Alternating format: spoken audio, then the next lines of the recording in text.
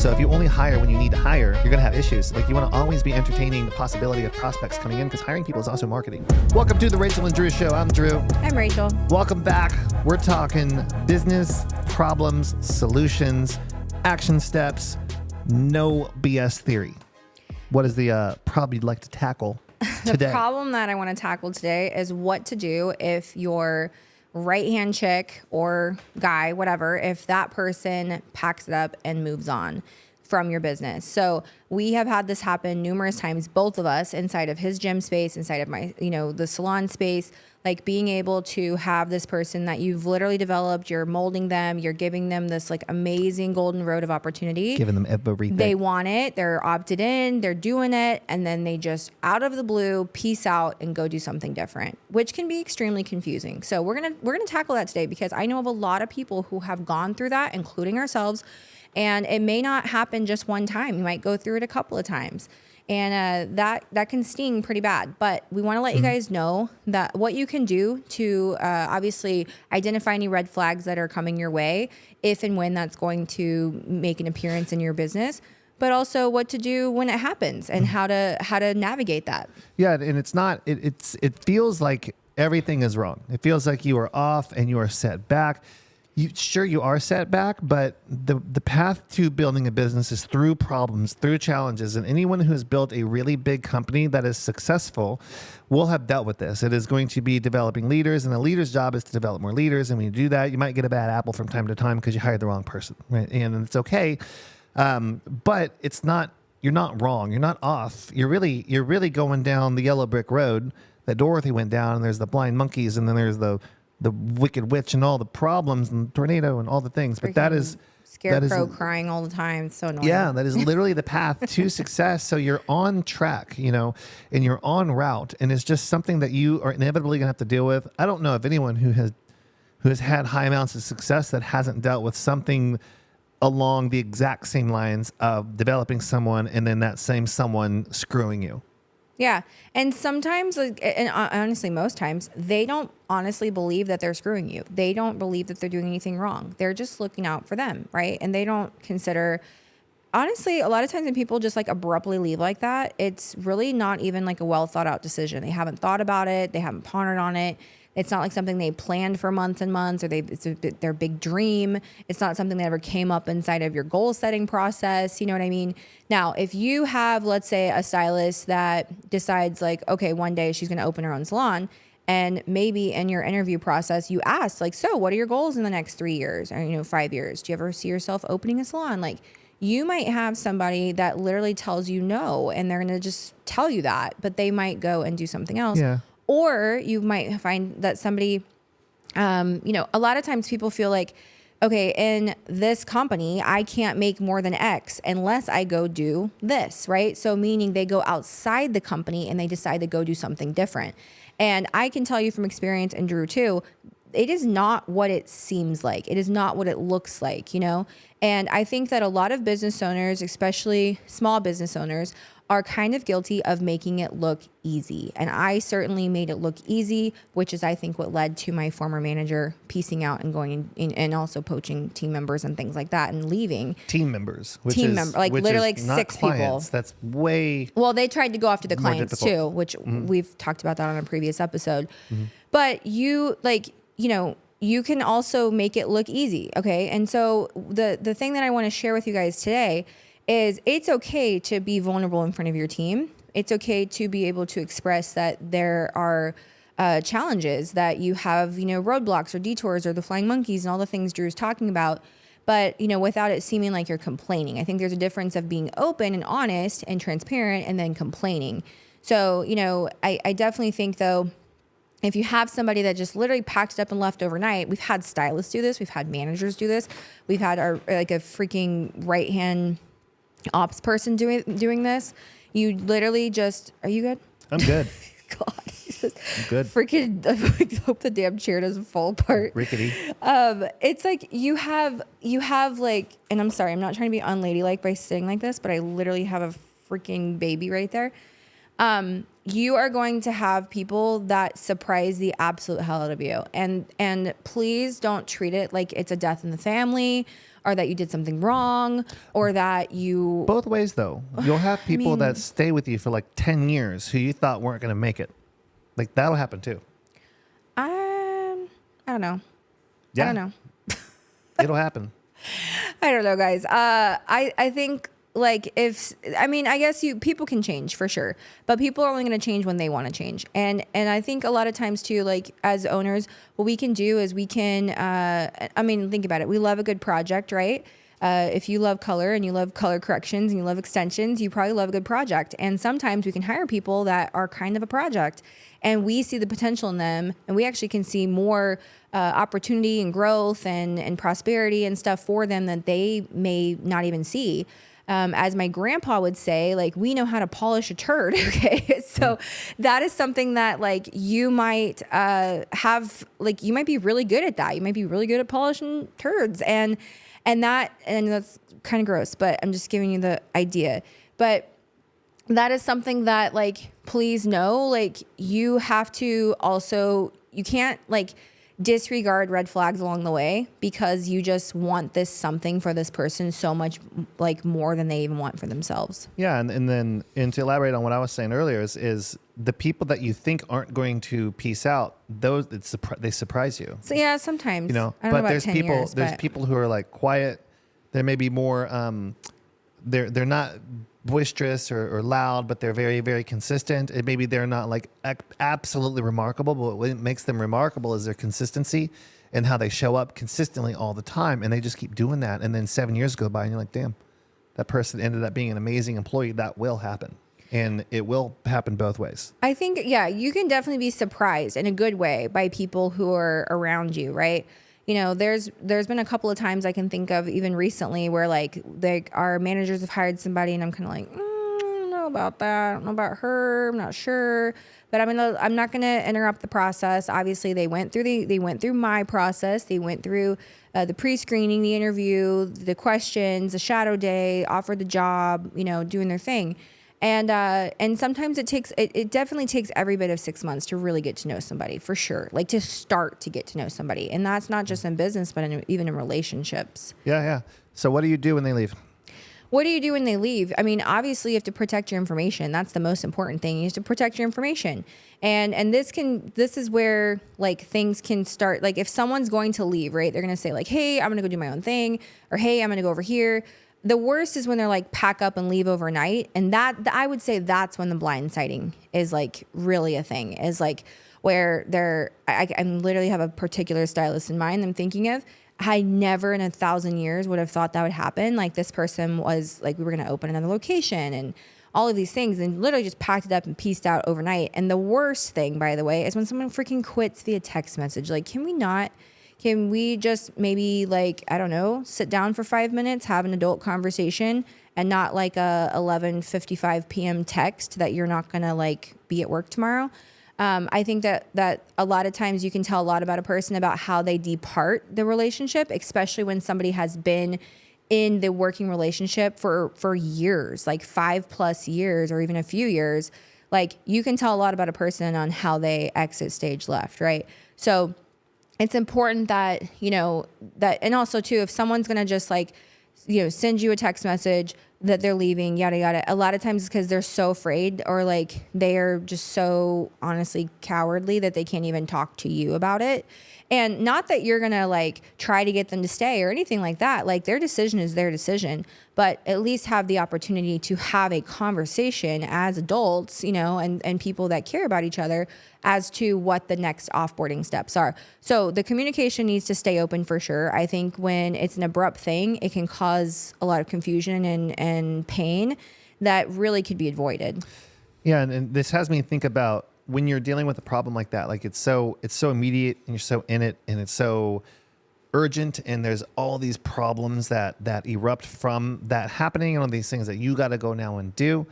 But I like to think of things on the causation of the issue. And really what it brings me to is thinking about the hiring process. And hiring is a process that's ongoing and is not an event. So if you only hire when you need to hire, you're going to have issues. Like you want to always be entertaining the possibility of prospects coming in, because hiring people is also marketing. So your hiring stuff really needs to be dialed in. You have a great hiring funnel where your stuff is out there. You're able to bring in applications and review videos of people coming in all the time for particular positions. That way you can get them in front of you, and you don't necessarily have to conduct a sit down hour-long interview with these people, but we have documents coming in every day that we can review. And because we're always hiring, we're always working this process. And if something were to happen, we were to need something, we would pull them up.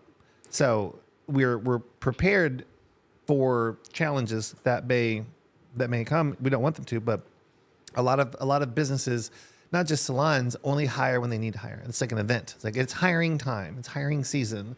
And that is difficult because you're always kind of chasing your tail.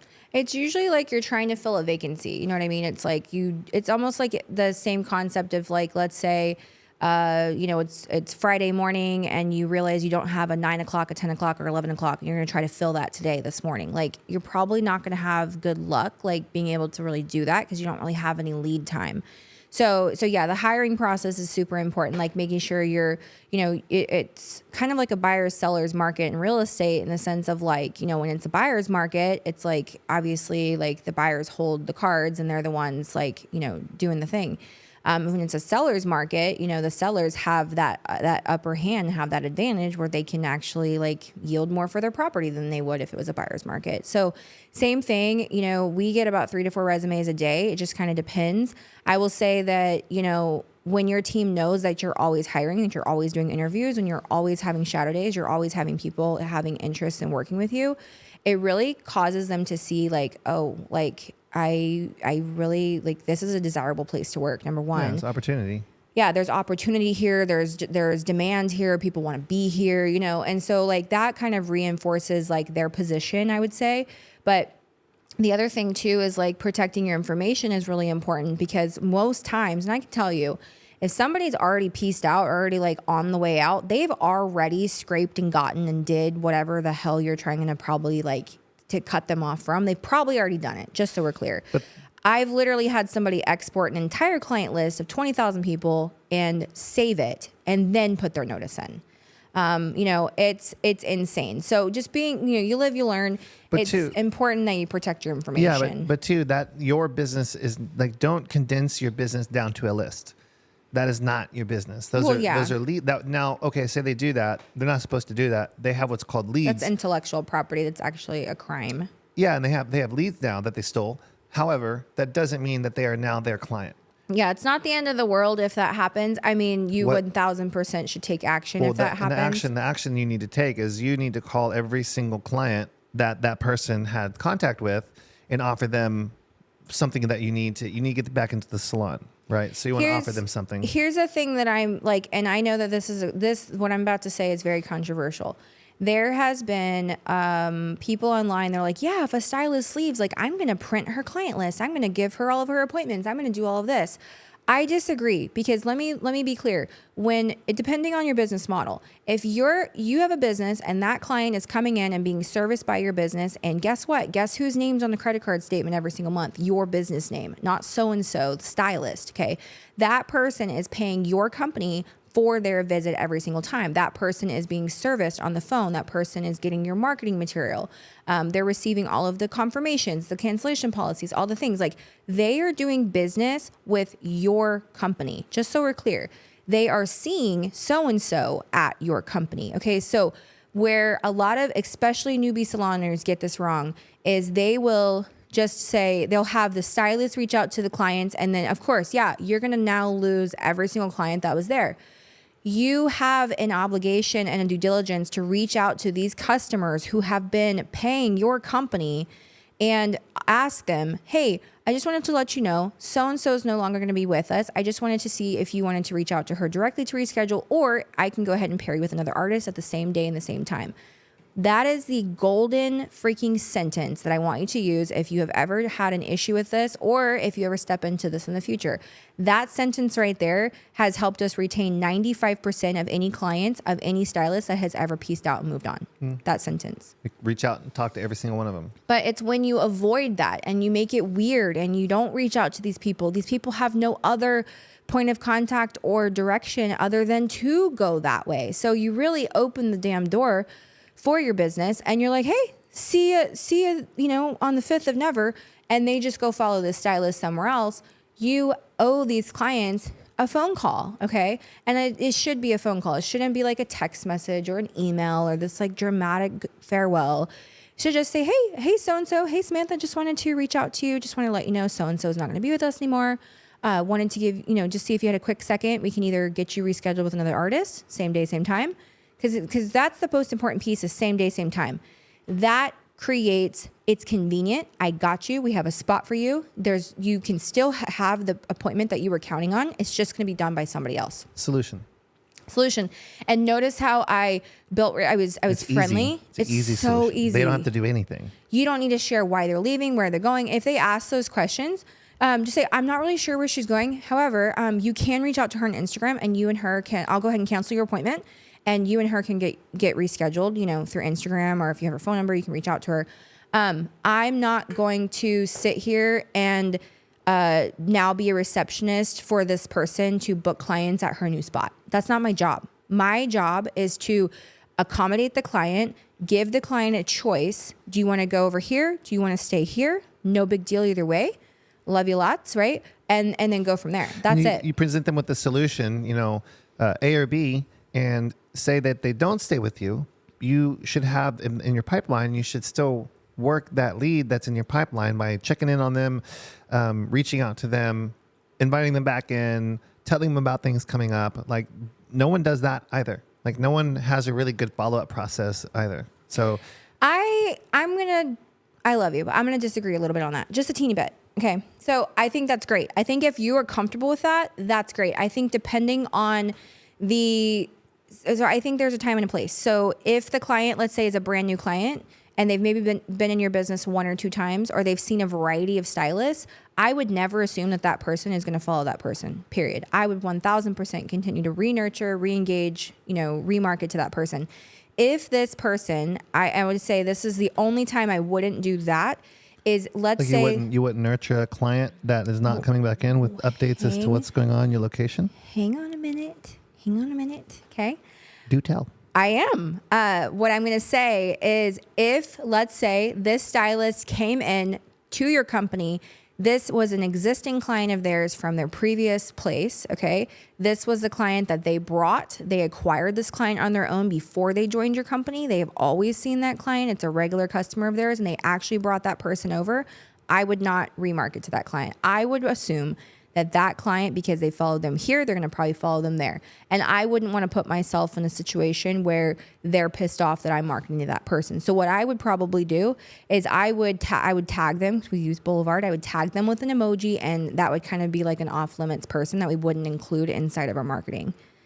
That doesn't happen often. I mean, in our salons, half the time, 99% or more than 99% of the time, our stylists show up, they don't have any clients.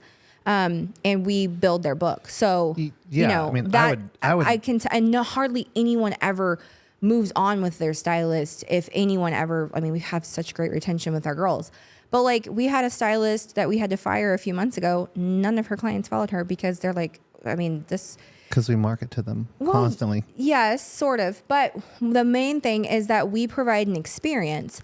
We provide an experience inside the salon. Yeah, and they're going to experience us reaching out to them to follow up with them to let them know exactly what we're doing. You win, fine. You don't own a human lead, right? You don't. You always follow up with people because you business, she's right. You do work with that client. They do pay the salon. You are doing business with them. You also own the information. You paid to acquire that customer. Bet your ass I'm going to follow up with that person until they either block me, tell me to fuck off, or they leave. And even if they leave, I'm going to still continue to get in front of them and put my media in front of them to draw them back to what I'm doing because I'm absolutely relentless in that game. So I would do that. And we do that. Okay, you win, fine. But I'm still gonna say that I personally wouldn't if the client I agree with you, but if the person came from a previous location, followed that stylist, been with them Noted, for forever. Yeah, I probably, if be there like in was the notes. yeah, it should be noted. It should be like, and also if you're reaching out to these clients, I literally got a Telegram message this morning from one of our coaching clients, like, oh, what do I do? I got the stylist that's leaving. Like, how do I remove her from this? How do I do that? You know, and I'm like, well, first of all, remove her from online booking just so that she can't get any additional appointments on her calendar, right? That way you don't want to continue to have this like mountain of people you have to now call. And then of course, like remove app access. That way you can go in and you can make adjustments, you know what I mean? And you can still have the client information on the books. You can still know, okay, who's been rescheduled, who has not. And then obviously have the notes as to what the conversation was. But you know, again, you need to reach out to the client. Like just brushing under the rug. I would even go a step further. I would take all those people that left and wanted to go with the other person, and I would make a particular custom ad to target them exactly. By the way, with a super special offer. Yeah, you would, but because I'm competitive. We have not. We don't do that. We do not do that. Just so we're clear. You could if you wanted. You could have like this people of 30 that left, and then you could create a particular video and then target those people because you can make a custom list on Facebook. You could, but you should. But should you? You know, your call. So I would say no. So like I said, this is like we've been in business over 10 years, like this, like in the salon space for sure. In like a real salon, I would say, and not just like a little like one chair situation. I definitely think that, you know, I would say the way I handled this type of stuff in the early days is very different than how I handle it now. And I'd say over the last probably 6 or 7 years, like our process is our process. Everybody knows, management knows, like what's going to happen if this happens. This is the process, right? And managers they immediately start doing their reach outs. They immediately start getting people moved over. And you know what? I will say, when a stylist leaves, guess what ends up happening to the rest of the other stylists? And that could be a big fear for you guys. Is like, well, what happens if so and so's idea now becomes her idea and her idea and her idea? First of all, please don't give any energy to that freaking like fear at all, because the more energy that you pour into that, the more you're just going to open the damn door for people to leave your business. What you fear, you attract. Exactly. So the main thing is like, you know what? So-and-so is moving on. Okay. It doesn't have to be, you don't have to call a freaking family meeting with everyone and, you know, have a funeral for this person leaving. Like, it is so not that big of a deal, guys. I've seen this happen. I used to do that back in the early days. Like, I felt like I had to explain myself. This is what happened. We're going to take a moment to remember. Yeah, I want to throw up even thinking about it. The main thing is yes, you could address it. Like, hey, so-and-so's not going to be with us anymore. We wish her well. Wanted to let you guys know you're probably going to get several new clients put on your calendar. Please let me know. If you need additional time for those people because they're new, etc. What am I doing? I'm communicating to our stylists like, hey, I am plopping business on your books and this person is moving on. These clients want to stay. They have chosen to stay. And your now utilization has skyrocketed 25-30% because you're acquiring the clients that they're not taking with them. You're taking leadership and you're providing your team with the solution. Leadership solution. Our girls know if somebody pieces out, I'm getting busier. Yeah, that's literally it. Like it happens every single time. I think a lot of salon owners do this where they'll pretend like there's not a problem. There's a problem. Address the problem, and you have a solution teed up, ready to go. Yeah. And rather than ignoring everything, which is pretty common. Like it's just kind of, where they stick the ostrich sticks the head in the sand. I don't think they actually do that. It's more of a cartoon thing. Ostrich did the other day. Got bit by. I think it was an emu. That was an ostrich. I don't know. 1,000%. I think I had emu vibes. I don't know. What's the difference between an emu and an ostrich? We should put a picture of your emo look from back in the day. I looked cool. Oh my gosh. That was cool.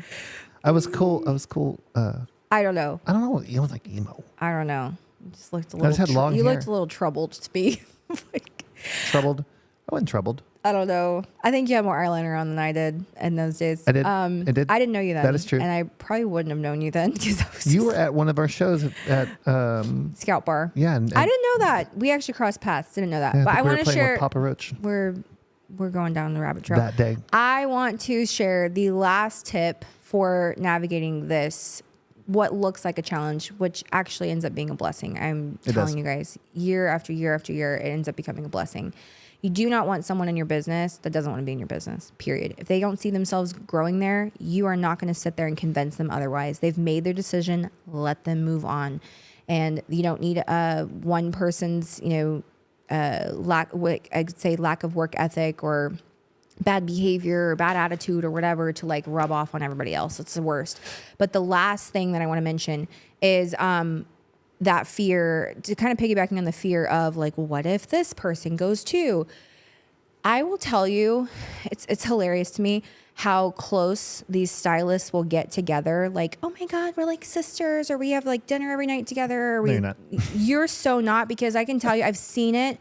I have seen it over and over and over again that one person leaves. They're trying to convince someone to go with them because they don't want to do it alone. And the other person's like, I think I'm good. I'm gonna stay here. Maybe I'll meet you over there. I don't know. And that person like literally is like, oh, I'm just gonna be busier now. I can't tell you how many times I've heard that. So if you're a stylist listening to this and you're considering leaving your salon, please let me tell you, 9 times out of 10, nobody wants to go with you because they're like totally fine where they're at and they're about to get a freaking career boost. Humans absorbing what you're leaving behind. Humans are creatures of their environment. We're very much environmental people. And we like to be in little villages. And you are not meant to do business alone. I can tell you that. You're not meant to do life alone. You're not meant to do business alone. And a lot of times too, especially if you are going from now I know people that let's say are having health problems and they're wanting to downsize or scale back or whatever. And if you are an owner and you like your team doesn't feel like that is an opportunity for them inside your business, like I would highly recommend like having a closer conversation with your team, letting them know, hey, we support you. It doesn't matter, like, we're not going to enable you, but we support you in whatever is going on in your life. Like, we can work with you. I think that spirit of workability is really, really important. And that lets people know that, hey, there are options here for me. But I do see a lot of like old school salon owners, or I would say salon owners that are just like, this is how it is. And that's the only way it is. And I think what ends up happening is you naturally create a separation between you and your team, to where you're unapproachable. They can't come to you and talk to you. They can't dream with you, that kind of stuff. So, we've had lots of people that went from, 6-figure stylist, top producer, close to 200K a year stylist, had a baby, working 2-3 days a week. Does that person still have a place in our business? Absolutely. We love them. We're happy for them, right? Like, that's a season of life that they're in. But their compensation structure and everything else and their perks and things that they get to, the days they get to occupy behind the chair, are going to reflect their new performance, right? And where they're at.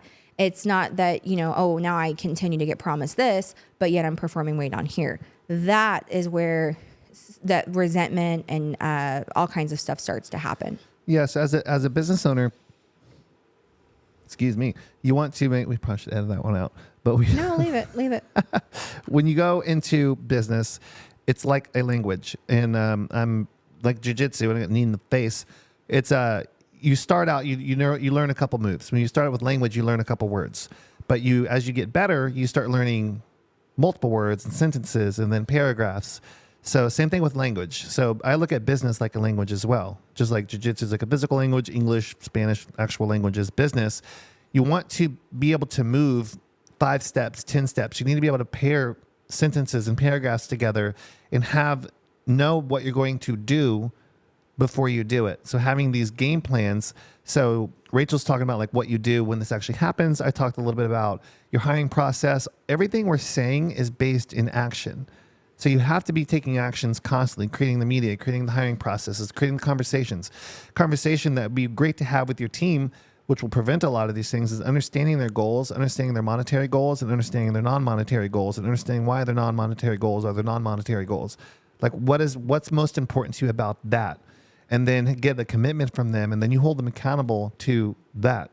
And then if you're constantly driving them forward and you're leading a team like that, they know if they leave you, they're not going to be able to get to where they're going quicker by leaving you rather than staying with you. You literally rebuild every single time. Like anytime, and I also see this happen a lot, and we're actually dealing with this currently with a particular stylist or a newer stylist, where people will like self-sabotage. They really will. Like they will literally have like every freaking thing at their fingertips. Like they have this amazing opportunity. They literally just stepped into this new role, and then they got to sit there and like screw it up a little bit. Here's why they do that though. Cause I used to do this and I need to understand, I'm a nerd. Like I have to understand things. So I need to understand what the function of things, you know? So I like to understand why things work. And I also understand the dysfunction of things, why they don't work. Cause I need to figure out what's not working, what works, and what's the gap between the two, you know? So that's what got me in like understanding marketing and sales and all that stuff. Cause I needed to understand how to build a business literally, not theory. And everyone's teaching me this theory bullshit. So when they do that, the business of your dreams that you want to have is on the back of you burdening the responsibility to do so. So your success is through responsibility. It's through it. You have to hold up more. Otherwise, you will not be successful. You will not be able to lead a team to a multi-million-dollar company. You will not be able to buy the home that you want. You'll not be able to have the car of your dreams. It is on the back of responsibility. So this came really to me in my world when it opened up when I met Rachel, because in the beginning I owned businesses. I had some success, but not you know, anything remarkable, you know.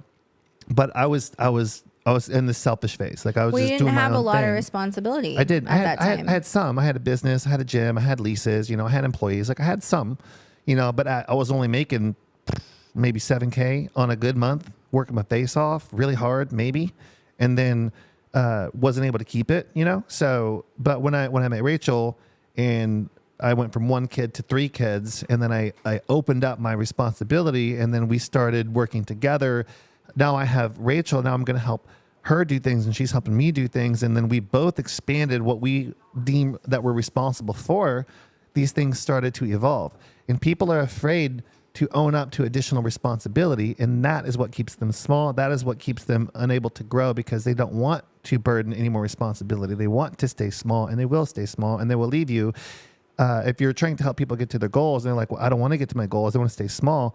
Sure, they'll go, but they're going to take up time, energy in your business, and their business won't grow because you got it full of a bunch of people who don't want to be responsible for anything. Yeah. So that's a really good way of putting it, because, you know, if they're like, you can't want success more for someone, like way more for someone than they want for themselves. And like he was saying about like staying small, being small, you know, you could look at it like, wow, like you have all these things, like you have all this going for you, and like, why? Like, I'm so confused. Like, you said you wanted this, but now you're doing that. Like, look at human behavior. Like, that's what people do, and that is exactly what self-sabotage is.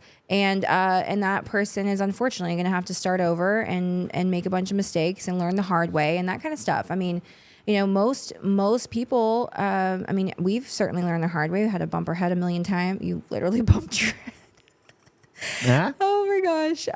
But like, you have some people learn the hard way. And, you know, I've seen this, like the person I was talking to this morning, you know, one of our clients, she tried to talk this person into staying. And I mean, there's been so many clients on my Telegram. I mean, I'm not going to say who, but so many messages I've got just in the last few weeks of people. And I think it's a post-holiday thing. A lot of people aren't going to like make a move until after the holidays. And, I see people that decide that they're going to peace out and go. And there's very little thought, you know, brought into it. And this particular stylist, she actually was going to be fired. And this owner gave her a second chance because she was dishonest. She like basically breached a bunch of company information. She decided she was going to sit here and, do an audit of this owner's, I can't make this shit up, like do an audit of this owner's business and how much people were making and why she deserved a raise. And I was like, wait, what? Like, fire her ass. That is insane. I can't believe that somebody would even do that. She gave her another chance, and now she's having to let her go. And I'm like, okay, well, you kind of, sort of, like, you know. Saw that coming. Yeah. But it's hard because, like, you want to believe that this person didn't mean to do that, and this person doesn't really want to go there and want to do that. And it's at the time, the main thought was, this is so out of character for her. And I'm thinking, is it? Is it out of character for her? Another life lesson. Or don't are always, you just now starting to really realize who she is? Yeah. Don't always believe your feelings. Yeah. Again, we always want to believe the best in people, but you have to know, like, if there's a red flag, please don't call it orange. It's red. Like, it will, like, you have to see these things coming. And the more things that you brush under the rug, and I certainly can do this, the more opportunities and chances and things you end up giving people, you're really just kind of ripping the Band-Aid off slowly of what you know we really need to do. And I just hope this episode really like encourages you guys and gives you strength to like do the things that you know you need to do and be able to rip the Band-Aids off that really should have been ripped off prior. And clarity, because you won't always feel strong to go do these things. No, it's not Like exciting. It's not like when you have to have ooh, when you have to have a difficult conversation with someone that you care about, that you have to have, it'll keep you up at night. It's the worst. It will keep you up. You will be sick to your stomach, and you will have to go be a leader and sit down and have the fucking conversation with the person and look them in the eye and have that conversation and hold them accountable. And you're the person to do that. You know, you're not going to feel like doing it. That's you. That's you. That's the role that you took. And that's the oath that you took really when you became a business owner. You didn't realize it. You didn't realize that like, oh, I am going to have to do hard things. But guess what? You're capable of doing hard things. And the more hard things that you do and that you go through, it makes you wiser. It makes you stronger. And also, I hope this podcast gives you strength and, you know, to be able to know that, hey, you're not alone. People do we go through this. People we know go through this. It's all part of like, it's like a rite of passage of like being a business owner. Like you're going to have problems, but it's how you overcome, how you overcome through those problems and really just like downloading in your mind, like, okay, this happened. What are the things that I can do to prevent this, to try to prevent this from happening in the future? What things did I miss? What things could I have done better? Could I have said better? And just kind of going through that reflection process, I think just makes you a little bit wiser each time. So anyways, we love you guys. We hope this was helpful. And if you are interested in being part of our Salon Owner Club community, I want you to click the link below. You can join a free community with salon owners just like you. It is only for salon owners. And it's packed with people who want to grow, who are interested in having really like high quality conversations that are not surface level, they're building real businesses. So if you are looking for a community like that, I would absolutely love for you to opt into the Salon Owner Club. That's it. That's a wrap, guys. Thanks for listening. Thank you. See you on the next one.